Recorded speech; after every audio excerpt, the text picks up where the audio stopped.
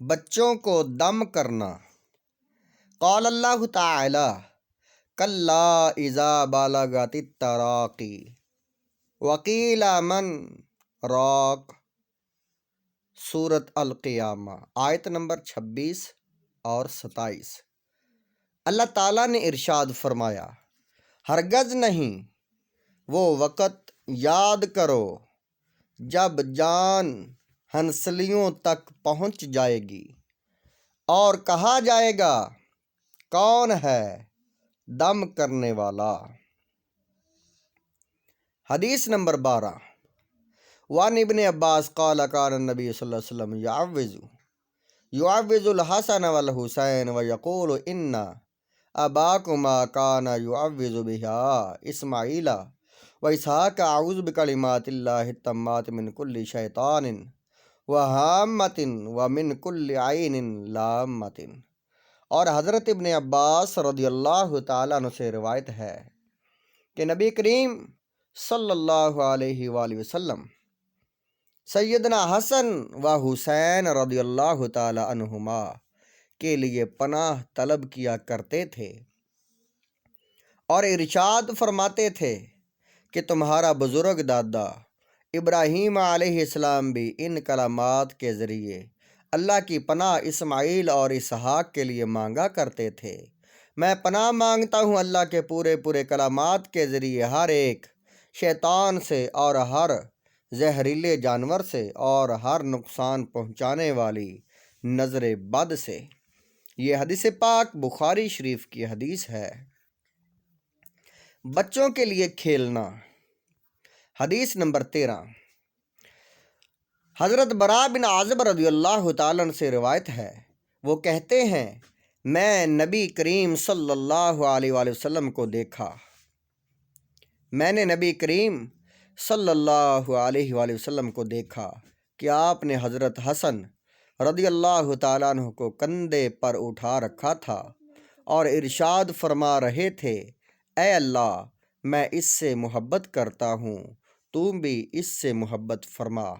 نیک اولاد کے فائدے۔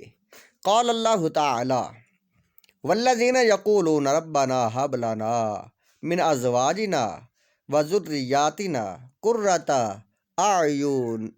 اعین واجعلنا للمتقین اماما، سورۃ الفرقان آیت نمبر 74۔ اللہ تعالیٰ نے ارشاد فرمایا، اور وہ جو کہتے ہیں اے ہمارے رب ہمیں ہماری بیویوں اور اولاد کی طرف سے آنکھوں کی ٹھنڈک عطا کر اور ہمیں متقیوں کا امام بنا۔ حدیث نمبر 14، وعن ابی ہریرہ عن النبی صلی اللہ علیہ وسلم قال ان الرجل لا ترفع درجۃ فی الجنۃ فیقول ان ھذا فیقال باستغفار والدک لک۔ اور حضرت ابو ہریرہ رضی اللہ تعالیٰ عنہ فرماتے ہیں کہ نبی کریم صلی اللہ علیہ وسلم نے ارشاد فرمایا، جنت میں انسان کا درجہ بلند ہو جاتا ہے، وہ پوچھتا ہے کہ یہ درجہ مجھے کہاں سے ملا ہے، تو اسے جواب دیا جاتا ہے کہ تیری اولاد کی تیرے لیے بخشش کی دعا کی وجہ سے یہ درجہ بلند ہوا ہے۔ بچوں کو اچھی صفات بیان کرنا۔ بچوں کی اچھی صفات بیان کرنا۔ حدیث نمبر 15، اور عبد الرحمن بن ابو نعیم سے روایت ہے، وہ کہتے ہیں کہ میں حضرت ابن عمر رضی اللہ تعالیٰ عنہ کے پاس موجود تھا۔ ایک آدمی نے سوال کیا کہ مچھر کو مارنا کیسا ہے، جائز ہے یا ناجائز؟ ابن عمر نے فرمایا تو کہاں سے آیا ہے؟ اس نے کہا عراق سے۔ تب ابن عمر نے رضی اللہ تعالیٰ عنہما نے فرمایا اسے دیکھو، مچھر کے مارنے کے جائز یا ناجائز ہونے کے بارے میں پوچھتا ہے، حالانکہ انہوں نے نبی صلی اللہ علیہ وآلہ وسلم کے لخت جگر کو شہید کیا تو انہیں ذرا خیال نہ آیا۔ میں نے نبی اکرم صلی اللہ علیہ وآلہ وسلم کو ارشاد فرماتے سنا، وہ دونوں حسن و حسین رضی اللہ تعالی عنہما دنیا میں میرے پھول ہیں، اولاد کو اچھا کھلانے کی ترغیب۔